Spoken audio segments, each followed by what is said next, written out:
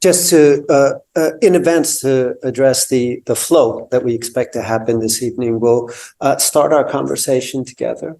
And then at a certain point, we'll open it up to the audience. I'm sure you have many questions to address to our two artists. I feel that the structure that we find ourselves in here with one person live and another person there is somewhat duplicating the structure of the film that we just saw, where we have these two spaces communicating. So if I become somewhat shamanic in the process, please excuse me. I'm just serving the religious role that I was asked to perform today.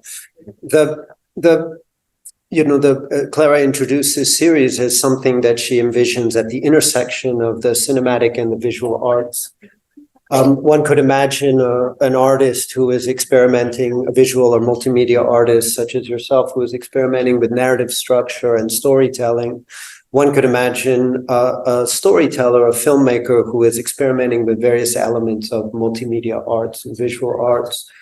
In this case, we have two people collaborating, bringing together two very different sensibilities, two sets of accomplishments.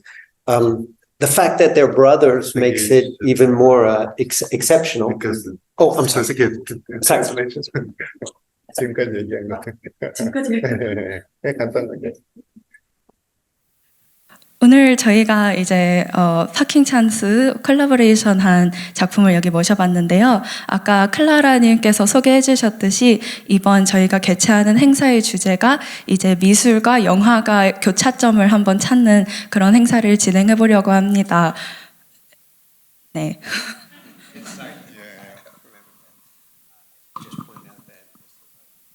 Chan-kyong's English is very, very good. So sometimes I will. For him. Yes. Oh, for him. I'm sorry. Absolutely. My apologies. So I have many questions about this remarkable work itself, but I thought I could begin by asking the two of you about the nature of the collaboration, whose idea it was, what you envisioned working together. You had mentioned earlier that this was the first time the two of you have collaborated, and I'm just curious to know how this came about and what each of you imagined the other would bring to a project like this. 제가 질문이 많은데요. 먼저 시작을 해보자면은 이렇게 같이 콜라보레이션 하는 아이디어는 누가 먼저 아이디어를 냈는지, 그리고 이제 무슨 비전을 가지고 시작을 하셨는지, 이제 콜라보레이션한 첫 작품이라고 들었는데 이제 누가 어떤 것을 이렇게 가져오는지 그런 것을 계획을 하고 하셨는지 한번 설명해 주세요.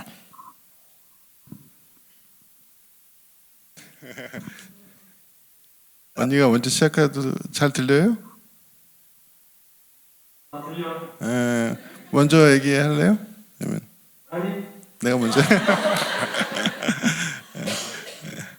예, 글쎄요.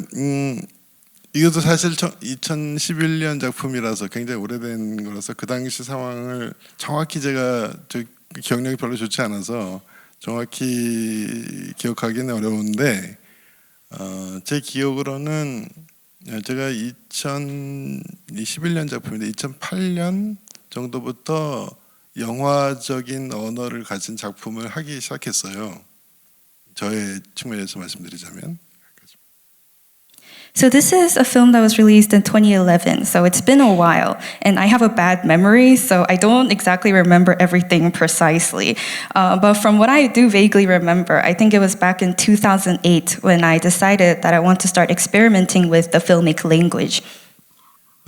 그래서 2008년 무렵에 영화를 독립 영화이고 또 다큐멘터리 영화를 만들기 시작했고. 그리고 이제 그러면서 형하고 좀 더 친해진 것 같습니다. So back in 2008, I made an independent documentary film, which I believe has brought me a lot closer to my brother. 근데 이제 그래서 뭔가 같이 해보자라는 얘기는 그동안 계속 해왔었는데 그럴 기회가 마땅치 않았죠.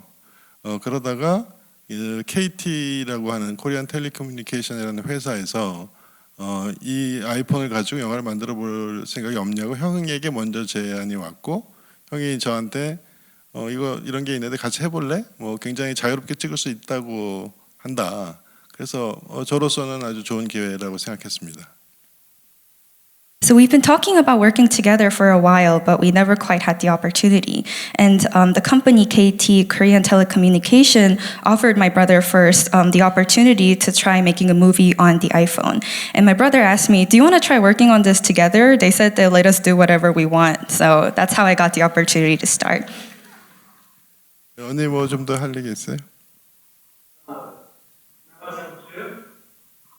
Can you hear me?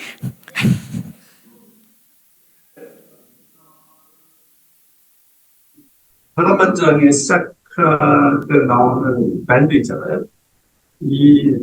어부 밴드라는 이 팀이 저의 그 Sympathy for Mr. Vengeance라는 영화, 장편 영화의 음악을 담당했던 팀인데, 그들이 무슨, 이유로, 어떤 좋지 않은 이유로, 음악을 수행한 그 인건비를 받지 못하는 일이 생겼어요.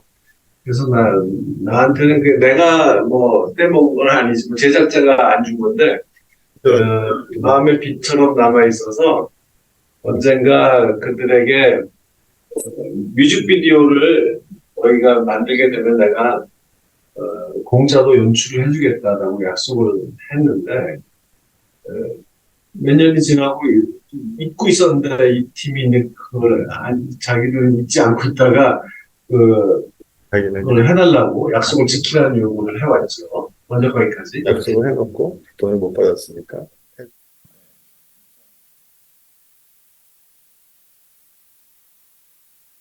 So the band, Pok Band, who did the music or the score for Lady Vengeance, they actually did not get paid for their work on the film. But believe me, it wasn't my fault. It was the producer's fault. So I felt really bad, and I promised them that I'll make them a music video for free. And then it's been years, so I forgot until this opportunity came up.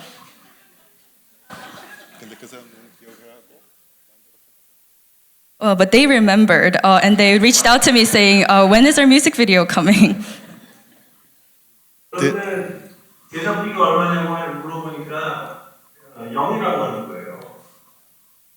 And I asked them for the budget, and they said 0. 그래서 어떻게 하나 정말 막막한 상태에 있었는데 마침 그때 KT가 이런 제안을 해온 거죠. 그래서 이 KT의 제안을 받아들이면서 동시에 저의 마음의 빚을 갚을 수 있는 기회로 삼았습니다. So I thought about what to do with a 0 budget, and it was in a very difficult circumstances. And that's when the company KT reached out to me with this offer, so I accepted it as an opportunity to return the favor to the band. 게다가 그동안 항상 하고 싶었던 동생과의 협업을 또 할 수 있는 기회이기도 하잖아요. 그래서 그런 여러 가지 목적을 동시에 충족시킬 수 있는 그런 기회가 됐죠. And it was also my long-awaited opportunity to finally collaborate with my brother. So this film really fulfilled a lot of my personal goals. I think in looking at the film and knowing each of your works independently, I see elements of both of your works in very different contexts, perhaps, appearing in this collaborative work. Could you describe the nature of the collaboration? I would imagine that you couldn't have agreed on everything. And sort of how did that, sorry, I didn't mean to start a family fight, but just curious to know sort of what is that like, what was that experience like for each of you, both established in your own fields and practices? 이제 두 분 다 개인 작품에 대해서 제가 성향을 잘 알고 있는데, 그래서 이제 같이 협업을 하실 때 그 과정을 어땠는지 모든 점에서 다 동의하시지는 않으셨을 것 같은데, 이게 뭐 두 분 싸워라 이런 뜻은 아니지만 한번 그 과정에 대해서 한번 말씀을 해주세요. 네, 많은 사람들이 싸우기를 기대하는 것 같다는 그런 질문을 많이 받았습니다. 근데 그게 너무 자연스러운 질문이죠. 사실 이 어떤 예술적인 결과를 내는데 모든 것에 동의하기는 굉장히 어려우니까요. 일단 여기까지. I think everybody kind of expected us to go into that family fight, but obviously this is a very natural question to ask. Obviously this is an artistic project with two artists, so it's impossible to agree on everything. 근데 저희는 좀 이상하게도 별로 그렇게 갈등이 없었고 오히려 이 작품을 하면서 상당히 다른 영역에서 일을 해왔지만 굉장히 취미가 비슷하구나 이런 것을 오히려 깨닫는 계기가 됐던 것 같습니다. But the strange thing, 취향이. but the strange thing is, we didn't have that many conflicts, and although we work in very different realms, we actually came to a realization that we share very similar tastes. 예, 저는 뭐 똑같은 생각인데요. 성장을 함께 했다. 사실 저희는 그 집이 그렇게 부잣집이 아니어가지고, 제가 결혼해서 나갈 때까지만 해도 한 방을 썼거든요, 형제가.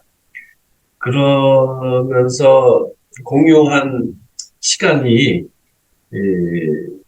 역시 서로 취향과 안목이나 또 사상적으로나 모든 것이 비슷하게 형성되게 만들었구나라는 사실을 이 시기에 깨달았습니다. 그래서 어떤 선택, 어떤 결정 이런 데 있어서 견해 차이가 거의 없었습니다. Yeah, I agree with everything that's been said. We didn't grow up in a wealthy family. So before I got married and left our family house, we actually shared a room together. So all of this time that we spent together, I think led to us having similar tastes and similar ideologies as well.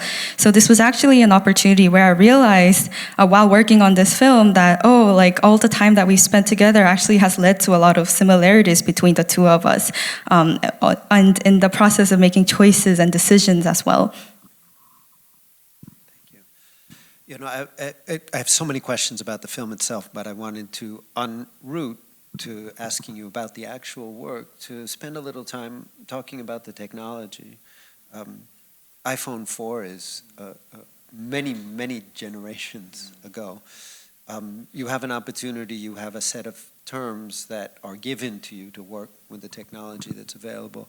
Curious to know how you sort of worked with those limitations on the one hand, what possibilities you saw on the other, and sort of what creative choices you made working with this ubiquitous, which is to say everyday technology, which may be a significant departure from what each of you has done independently in your own personal work.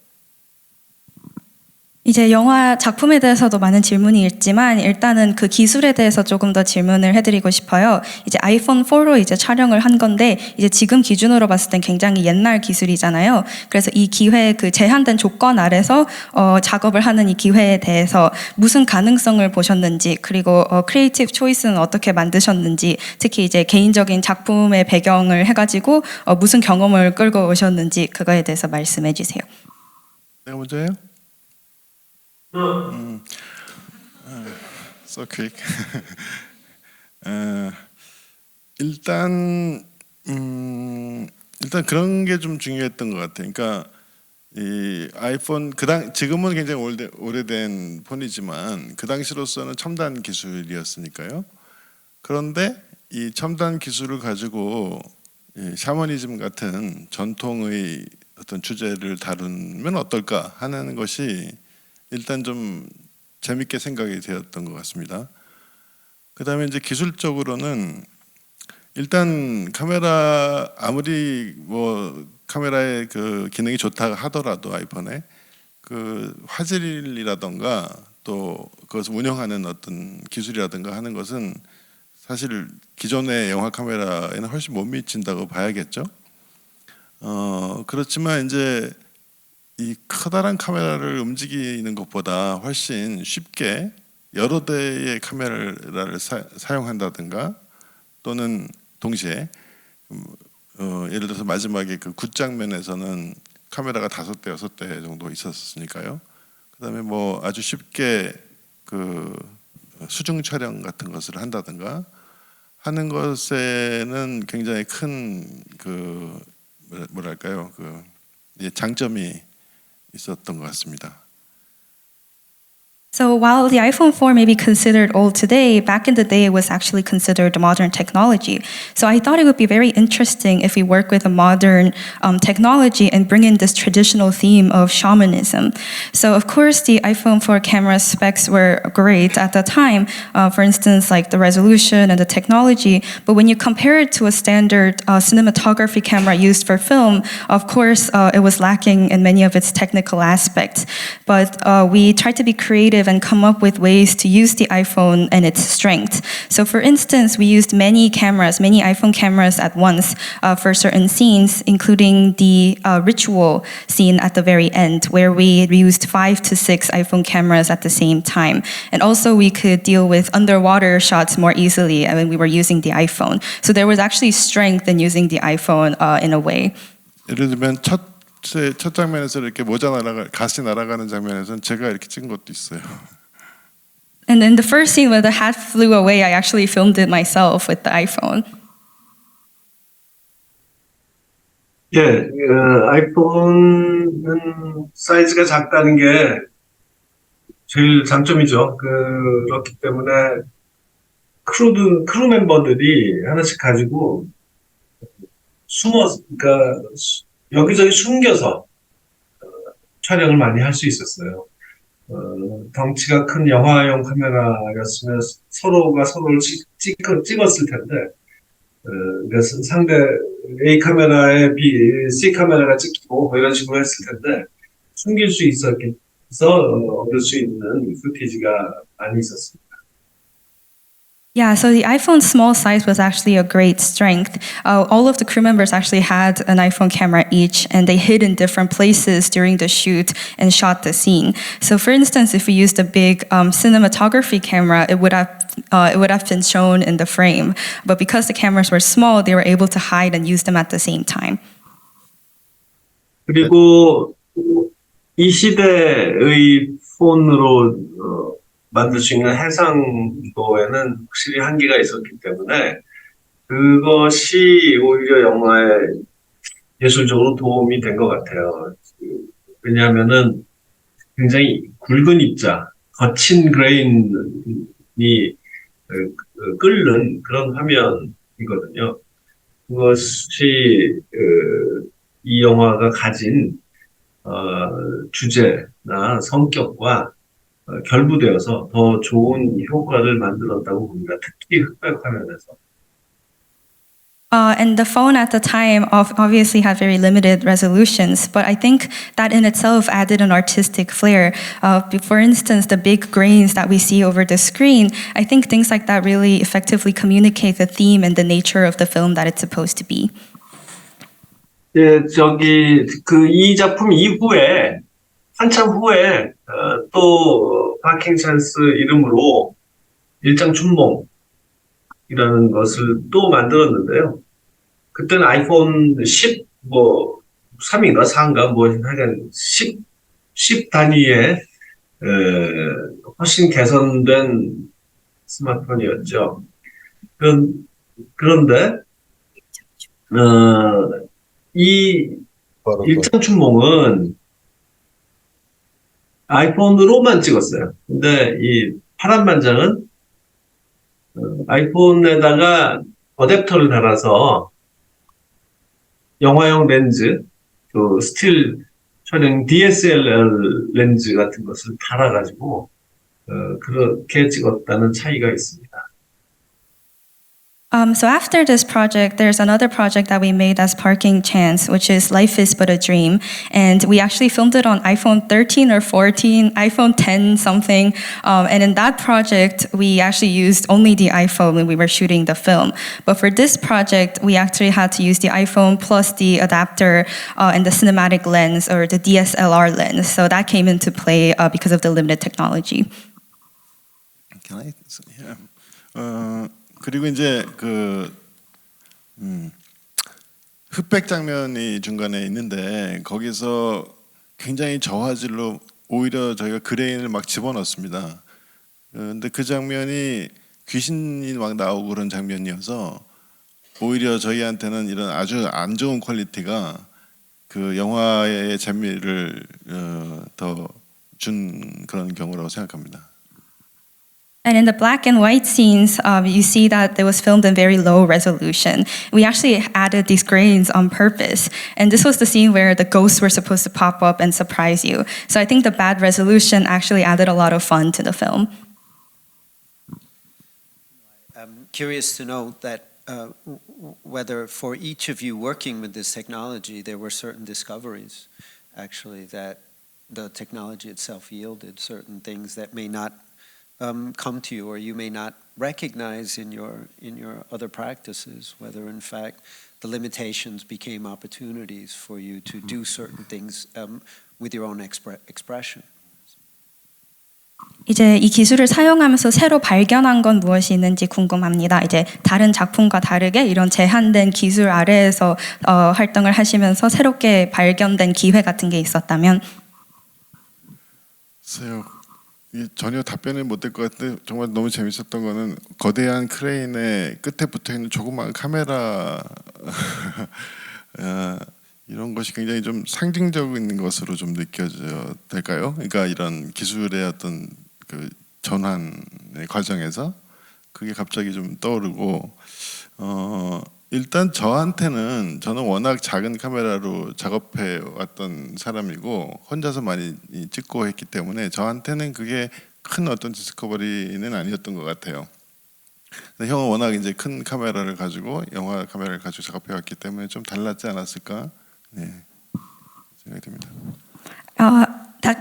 I can't quite think of an exact answer to that question, but it actually reminded me of this image I saw during set, which was this very tiny phone stuck on this large crane on set. And I think that was a very symbolic image that stayed with me. And it really symbolizes the transition of technology that we've gone through. Personally, I usually work alone and I usually work with smaller cameras, so I didn't have a lot of big discoveries. But since my brother works with bigger cameras, I'm assuming maybe he's had a little more discoveries of his own. 예, 저는 근본적인 차이는 못 느꼈어요. 음악으로 비유하자면 에비로드 스튜디오에서 녹음하다가 갑자기 가라지 밴드처럼 차고에서 녹음하는 그런 상황에 비유할 수 있을 텐데 그런 환경의 차이가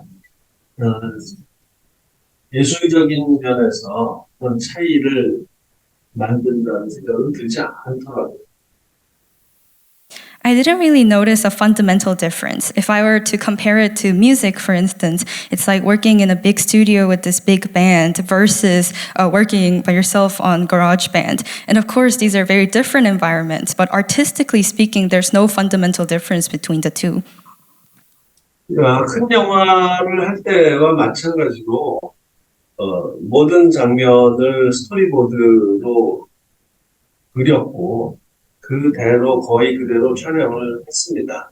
이렇게 작은 카메라로 찍는다고 해서 즉흥적으로 아무렇게나 그때그때 떠오르는 아이디어로 그렇게 만들거나 하진 않았습니다. So just like when I work on larger movies, every scene, every shot was storyboarded and it was shot exactly the way it was drawn on the storyboard. So by working with a smaller camera, I didn't come up with intuitive ideas on set or anything like that. It was really just the same. Apart from the camera, one of the things that struck me in watching it tonight in a theater, which is set up very much like a film theater here, and I've had a chance to see this film before, but on a much smaller screen. And I'm curious to know, and I should also add, it works remarkably well projected on a large screen like this. But of course, when people use their smartphones and the cameras on their phones, they're not always looking at the work that they make, the pictures that they take, or the videos that they shoot, projected on a large scale like this. I'm just wondering if you have any thoughts, or if when you were making the work, you envisioned what the viewing situation might be. Did you always think that it would be shown in a theater that resembles a film theater?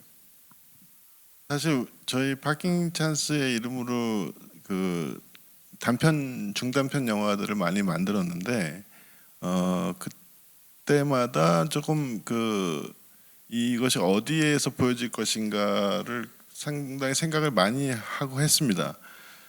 이번 지금 오늘 보신 나이트 피싱 같은 경우에는 주로 폰으로 볼 것이라고 생각을 해서 뭐 예를 들어서 자막을 크게 한다던가 뭐 소리에도 조금 고민을 했었던 것 같고요. 그렇지만 동시에 이 영화제에 출품할 수 있겠다라는 생각을 해서 그 극장용 레졸루션과 어떤 뭐 사운드 시스템과 이런 걸 갖춘 버전으로 동시에 또 만들었습니다. 그러니까 이번 이 작품 같은 경우에는 두 가지를 다 생각을 했던 거죠. So we've made short or medium length films a lot, and whenever we do, we usually think about where it's going to be shown and the circumstances in which the viewers are going to see it. And for this film, we decided that it's very likely that the audience would see it on the phone, so that we put a lot of thought into that specific circumstance. So we worked with, we put in larger subtitles, we put more thought into how the sound would sound on a smaller phone, but at the same time, we decided that we want to submit this to a film festival. So we had a second version in which there was a theatrical resolution and the sound was different and things like that. So we had both of these versions at the same time. 예, 영화관에서 본 수 있을까 걱정을 많이 한 것이 사실이에요. 너무 레졸루션이 떨어지지 않을까. 근데 그것은 기우였습니다. 입장에서 보면 그것대로 또 굉장히 좋은 효과가 있었고 오히려 더 예술적으로 더 아름답게 느껴지기도 했습니다. Yeah, so we were pretty concerned about whether this film would get the chance to be screened in a theater, and if it does, whether the resolution would look too bad on the big screen. But I do think it was unnecessary concern because that resolution has its own effect, its own artistic merit, and it's beautiful in its own way. 그래서 젊은 영화 감독 지망생들한테 제가 여러 번 얘기했어요. 이런 내가 직접 겪은 일이다. 스마트폰만 가지고도 얼마든지 아름다운 영화 만들 수 있으니까 돈이 없다고 한탄하지 말고 들고 나가서 뭐라도 찍어라. 그런 얘기를 많이 할 수 있게 되었습니다. So I can tell these younger aspiring filmmakers that I've experienced it myself. It is possible to shoot a beautiful film on your phone. So don't complain about the lack of budget. Just go out there and shoot something. 사실 이 영화는 베를린 영화제에서 금고음상을 받았는데 그건 제가 여태까지 다른 장편, 극장용 장편 영화 어떤 작품도 보다도 더 큰 상이었어요. And this film received a Golden Bear at the Berlin Film Festival, and I do think that award meant a lot to me, more than the other awards that I've received for my theatrical features. 그때 심사위원장인 난 골든이었는데 내가 그 다른 일로 바빠서 영화제 베를린에 못 간 것이 너무 안타깝습니다. 그 난 골든 만날 수 있었는데. Man Golding, who was on the jury, he couldn't find the opportunity to go to the festival, so they were very sad about it. It was Nan Goldin, a photographer, you know. Now, onto the film itself. I'm curious to know how you share writing credits on this work. Sort of how you chose this theme for this project, which involves not only a certain set of technical, let's say, conditions, but also for you to collaborate for the first time with your brother. For each of you, why was this film the one that brought the two of you together? And tell us a little bit about the story and where that originates. 제 기억으로는 처음에 이 이야기는 그 무당 이야기가 아니라 남북 간의 이야기였습니다. 그러니까 낚시꾼이 서울에서 낚시를 한강에서 낚시를 했는데 이 무당이 온 게 아니라 이북에서 죽은 사람이 떠내려 온 거죠. 한국에서 그런 일이 있습니다. 한강이 남북한이 통해 있기 때문에.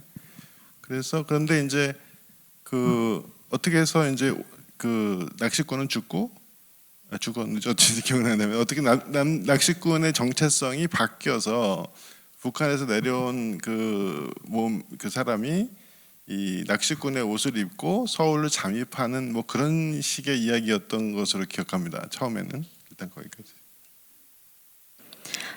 So I don't remember precisely, but I think back when we were first developing the story, it wasn't really about a shaman, but the story between North and South Korea.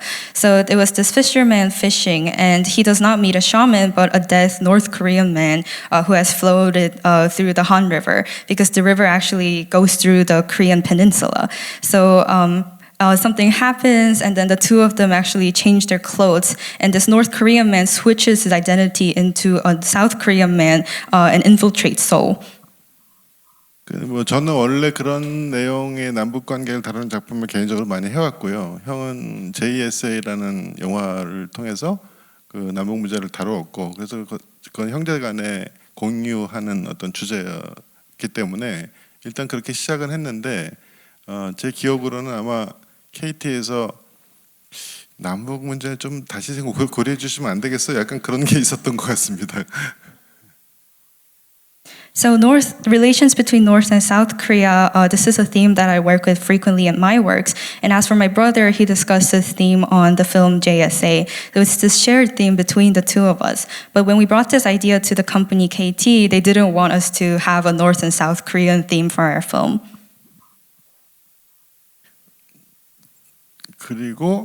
그래서 이제 샤머니즘 아이디어를 그 다음에 생각해서 했는데요. 그 당시에 제가 이제 제일 관심이 있었던 분야였고, 형도 그 당시에 굉장히 궁금해했었던 영역으로 저는 기억합니다. 맞는지 지금 물어봐야 될 것 같은데요.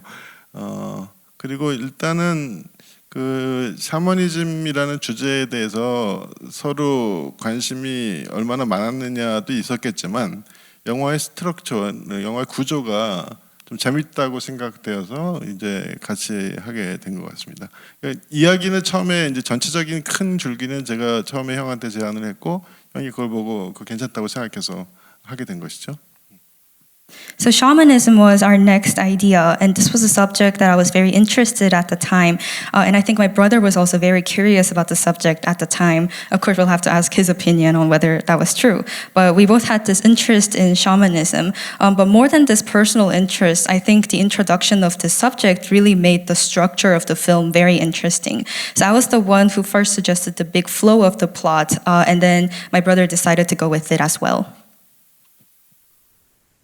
예, 그 남북한 얘기 그 주제 소재가 불편 좀 피해달라는 요청이 있었는데 저는 잘 기억은 나지 않는데 그 충분히 있을 수 있는 일이죠.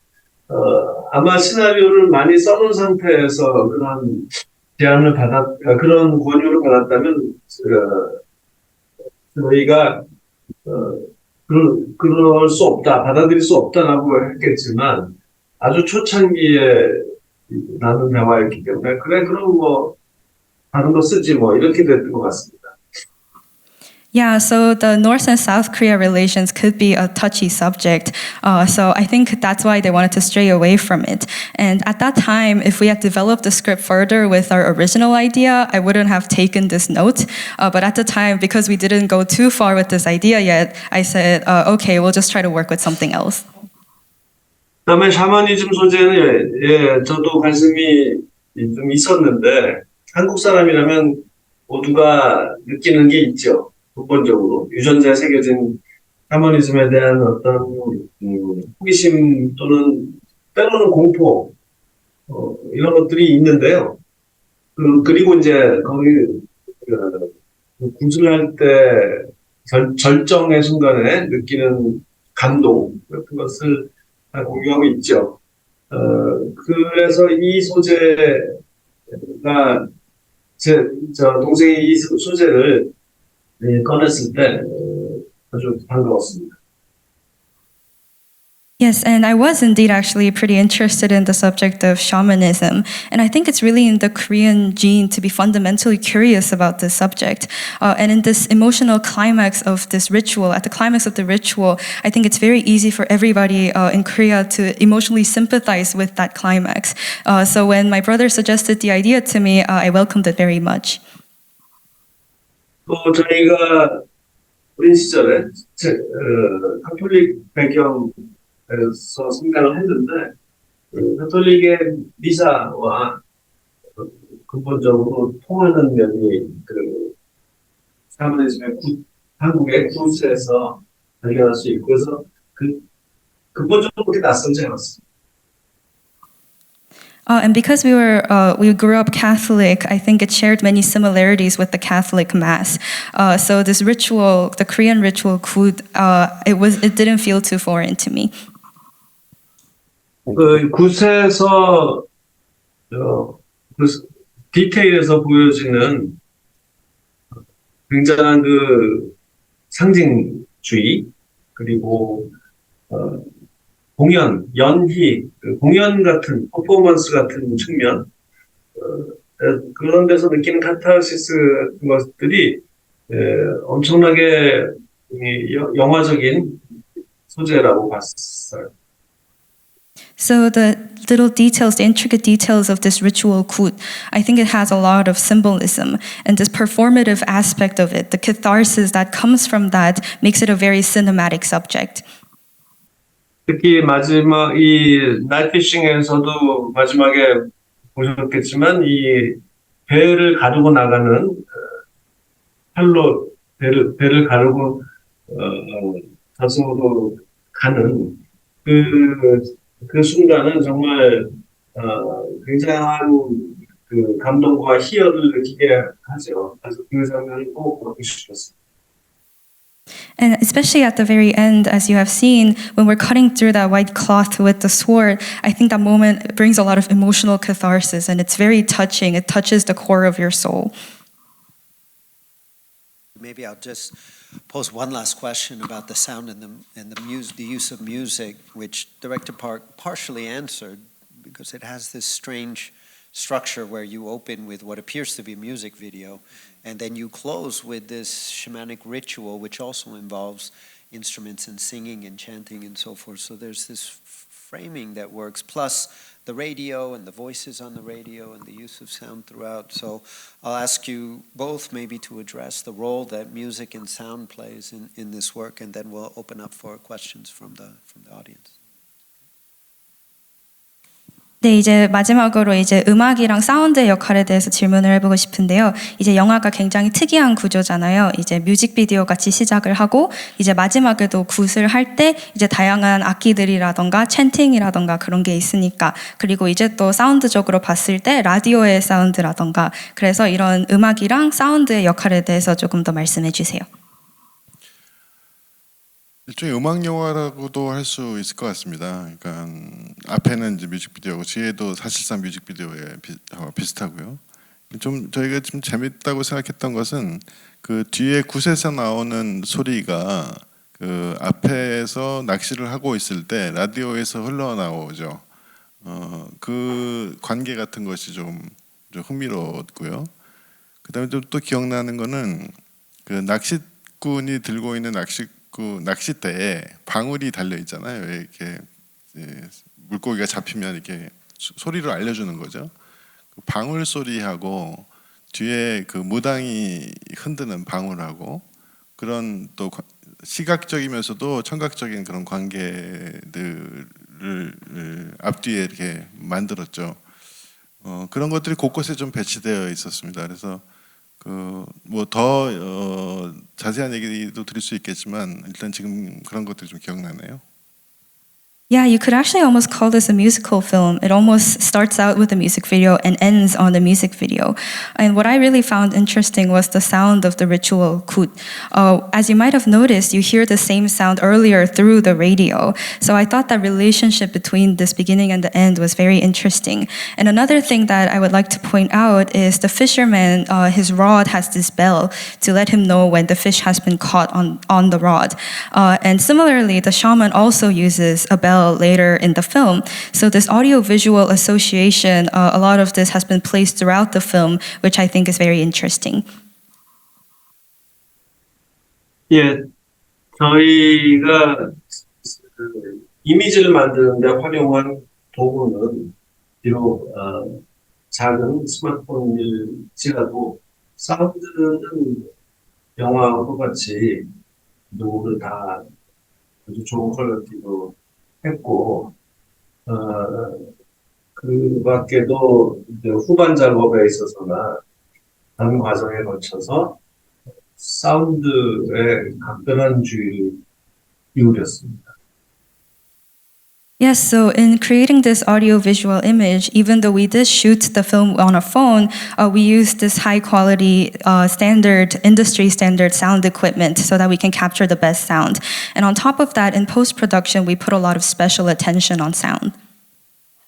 그리고 그런 것을 영화에서 좀 알려주기 위해서 이것이 뭔가 어떤 페스티벌 그다음에 그런 뭐랄까 춤과 음악과 이런 것이라는 것을 좀 알려주는 의미에서 맨 앞에 영화가 시작할 때 풍경 뒤에 이렇게 피리를 불고 있는 신령의 그림 모습이 있죠.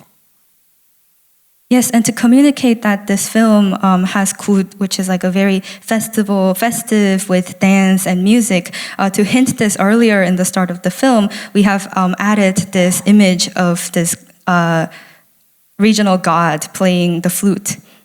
그러니까 그걸 감흥신령이라고 합니다. 감흥신령이라는 거는 그러니까 스피릿인데 이렇게 흥이 있는 즐거움과 이런 놀이가 있는를 주관하는 그런 신령이죠. 그런 스피릿입니다. And this spirit is called 감흥 신령, so it's this spirit, and it's known for its tendencies for enjoyment and play.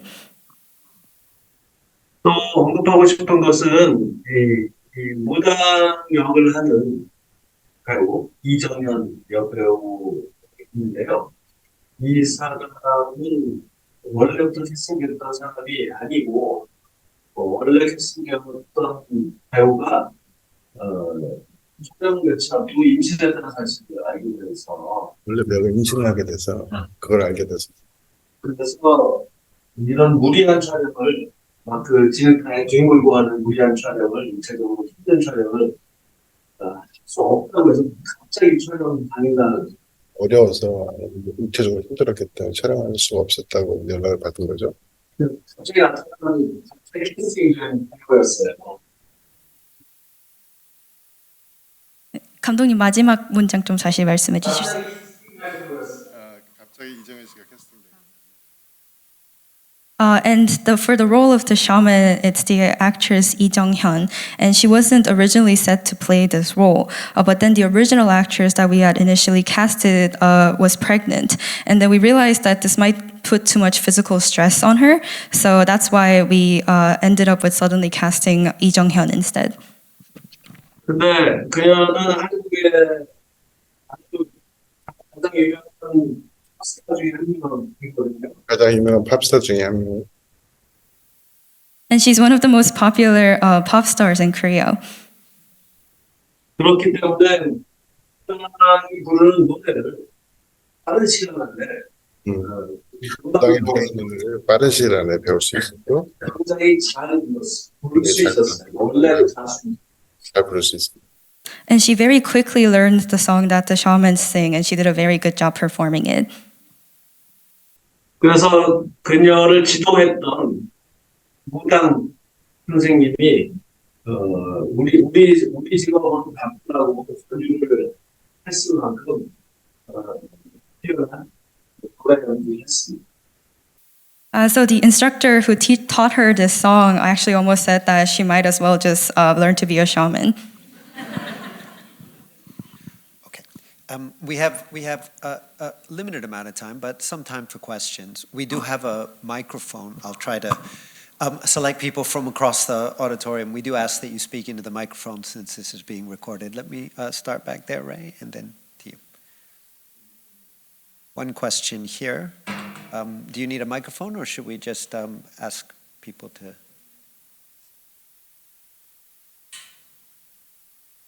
Yes. Yes, okay. Since we're recording, it would be, yes.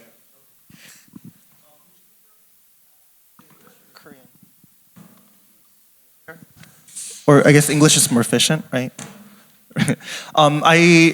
This was a really interesting film, and I wanted to ask first about the title and also like your director Park Chan-kyong, like your idea of what folklore and shamanism is exactly, its functions. Like the Korean title of the film is 파란만장, and like the English title Night Fishing, I don't think it really does it justice to the original title.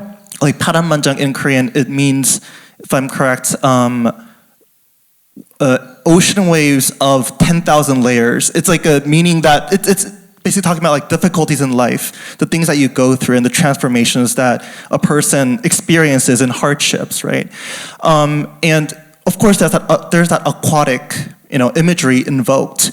But I was curious how you came to that Korean title, 파란만장, and like how well, night fishing is more plot forward, I guess, but how you translated that to that. And like in that context, and also because you are associated a lot with, that idea of post-민중, like 민중, and I'll translate it to like the people, the masses, but it's like a word also associated with like Korean counterculture as well. And shamanism, if I remember correctly, it's been a very important force in Korean, like the historical hardships that Korean people went through, colonialism, Confucianism, like Buddhism even also has interesting relations with it. But for you, in this movie, what does that role shamanism play exactly? That was my very loaded question, but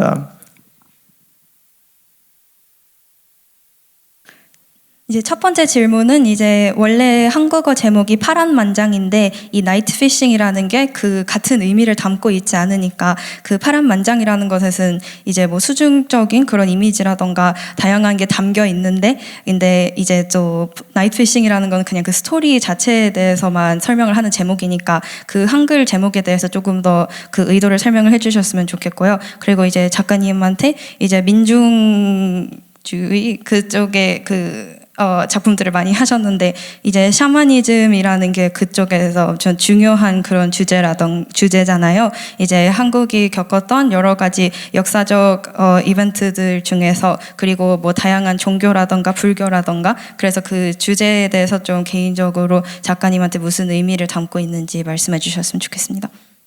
네, 아주 간단히 말씀드릴게요. 일단 그 파란만장을 영어로 설명하기가 너무 어려웠습니다.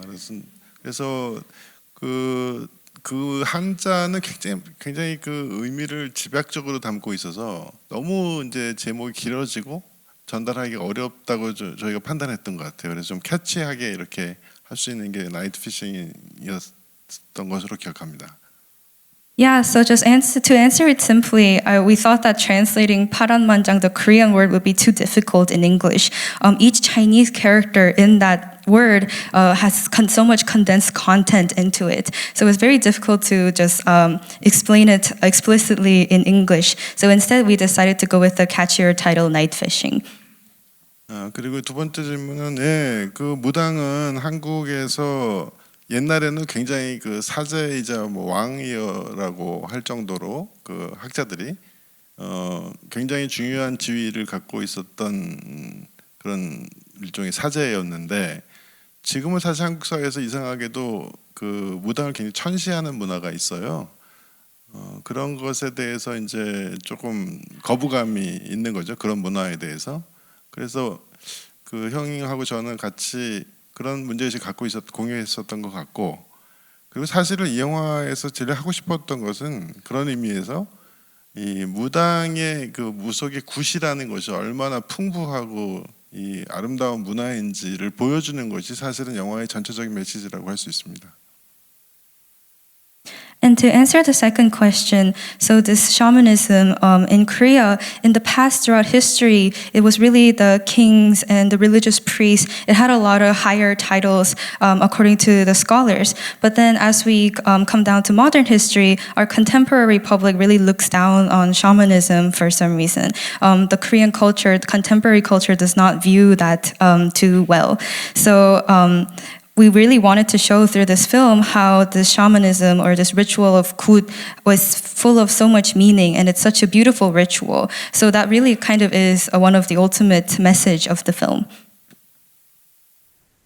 예, 왕이든 노예든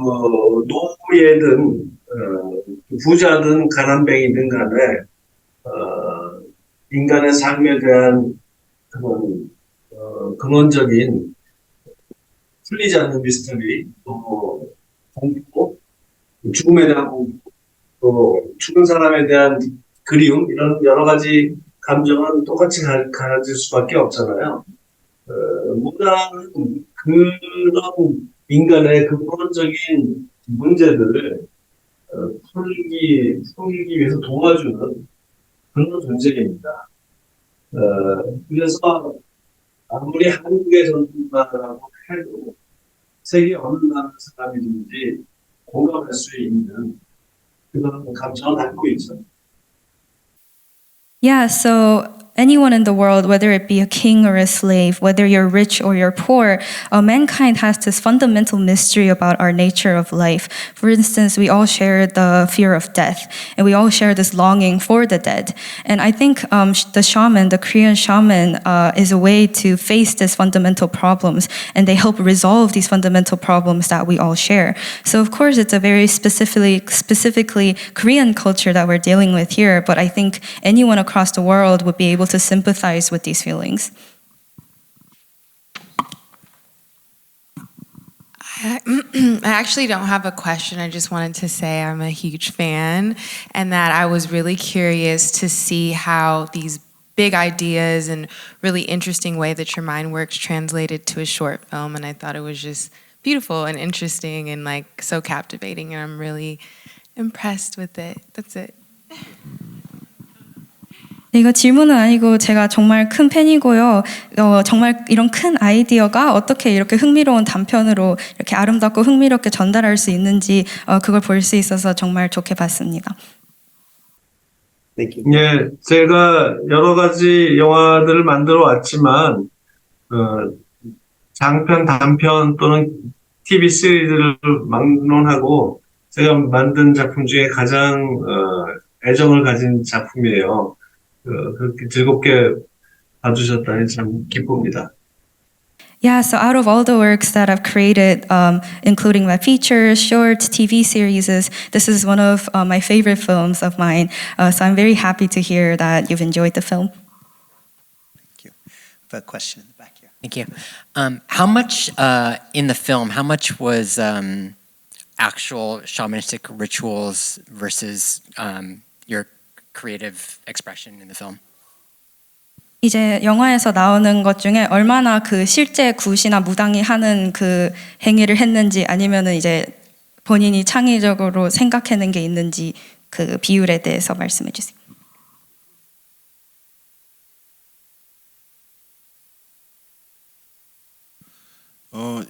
여기서 나오는 굿은 거의 굿 그대로입니다. 그러니까 크게 물론 드라마틱하게 편집하긴 했지만 그런 굿의 의식 자체를 바꾸거나 변형시키거나 한 것은 거의 없습니다. Yeah, so the ritual that you see here, kud, is very actually accurate to the way it's actually done. Of course, it's been edited to look a little more dramatic, but nothing has been changed in terms of the actual ritual process. 굿은 보통 이런 굿 같은 경우에 옛날에는 3박 4일 뭐 일주일도 했던 거거든요. 그걸 아주 줄였기 때문에 굿의 전체를 본 것은 물론 아니지만 굿의 내용을 바꾸거나 한 것은 없어요. 노래도 그냥 거의 그대로입니다. But I do want to mention that usually kud of this kind lasts for 4 days or even a week, so it's been condensed very much. But the details of it have not changed, including the song. It's the actual song that they use in the ritual. Thank you. We have time for maybe one more question. I see a hand all the way back there.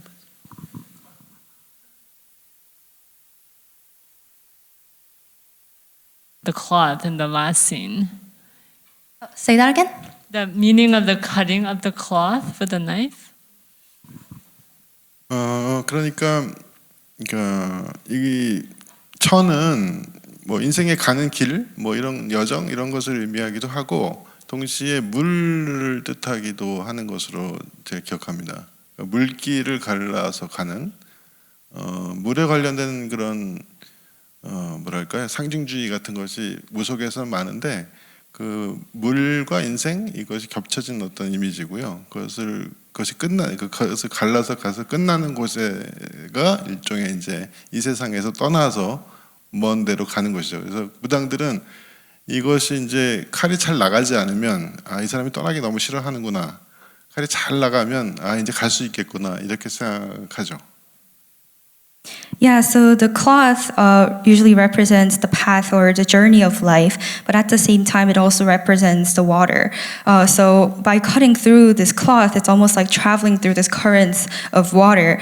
There's a lot of aquatic symbols in Korean shamanism. So life is usually compared to the waters. So when you reach the end of this cloth, it means that you've reached the end of this lifetime. And shamans say that if the knife smoothly goes through the cloth, it means that the spirit wants to leave and it's ready to leave this mortal world. But if it doesn't, then it doesn't want to leave the mortal world yet. But as you see in the film, our character, the knife smoothly goes through the cloth and he's left the world. 이 영화 속에서는 죽은 남자가 저승으로 떠나지 못한 채로 이 세계에 그냥 영혼 상태에서 떠돌고 있다, 머물러 있다. 그래서 그 영혼을 저승으로 보낸다. 이것이 구세의 목적이고요. 그래서 아이에게 미련이 딸아이한테 미련이 남아서 그 부둥켜 안고 안 놔주려고 하는 영혼을 달래서, 마음 놓고 이제 딸을, 산 사람들의 산 가족들에게 맡기고 마음 놓고 이제 떠나라. 그 길을 열어주는 그런 장면입니다.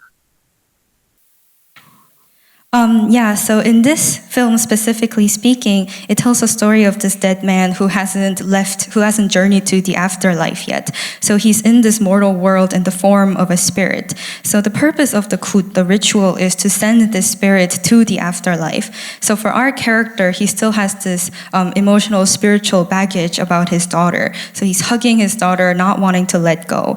And through the ritual, we finally resolve this emotional baggage within the man, by reassuring him that the daughter will be left with the family and will be taken care of by the family. And that's the only way that he will start his journey to the afterlife.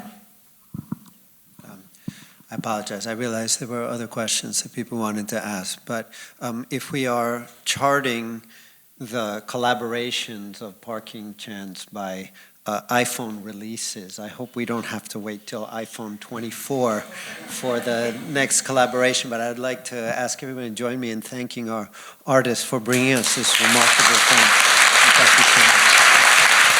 Thank you, everybody.